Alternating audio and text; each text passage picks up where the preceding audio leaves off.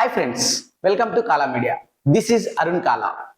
మనం రోజు ఉదయం లేవగానే ఫోన్ తీస్తాం, ఇన్స్టాగ్రామ్లో రీల్స్ చూస్తాం, యూట్యూబ్ వీడియోలు చూస్తాం. కానీ ఈ రంగుల ప్రపంచం వెనుక ఎంతటి ప్రమాదం దాగుందో ఎప్పుడైనా ఆలోచించారా? ఒక 20 ఏళ్ల యువతి ధైర్యం చేసి కోర్టు మెట్లెక్కితే ఇవాళ ప్రపంచ టెక్ దిగ్గజాలైన యూట్యూబ్, మెటా పునాదులు కదిలిపోయాయి. ఆమె పేరు కేజీఎం. కేవలం 20 ఏళ్ల వయసు. తను చిన్నపిల్లగా ఉన్నప్పుడే ఈ సోషల్ మీడియా మాయలో పడిపోయింది. ఎంతలా అంటే అవి లేకపోతే ఉండలేనంత అడిక్టెడ్. దానివల్ల తన మానసిక ఆరోగ్యం పూర్తిగా దెబ్బతిన్నది. డిప్రెషన్, ఆందోళన, ఇలా ఎన్నో సమస్యలు. కానీ ఆమె మౌనంగా కూర్చోలేదు. తన జీవితాన్ని పాడు చేసిన ఈ కంపెనీలే దీనికి బాధ్యత వహించాలని అంటూ లాస్ ఏంజల్స్ లో పోరాటం చేసింది. జనవరి నుండి సాగుతున్న ఈ యుద్ధంలో బుధవారం ఒక చారిత్రక తీర్పు వచ్చింది. జ్యూరీ సభ్యులు ఏమన్నారో తెలుసా?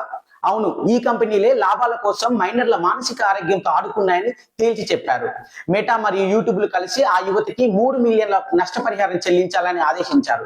ఇందులో మెటా వాటా 70%. ఇది సరిపోదన్నట్లు సరిగ్గా దీనికి ఒక్కరోజు ముందే న్యూ మెక్సికోలో మెటాకు మరో భారీ షాక్ తగిలింది. పిల్లల లైంగిక దోపిడీకి దారి తీసే లోపాలను దాచిపెట్టినందుకు వారికి 375 మిలియన్ల జరిమానా విధించారు.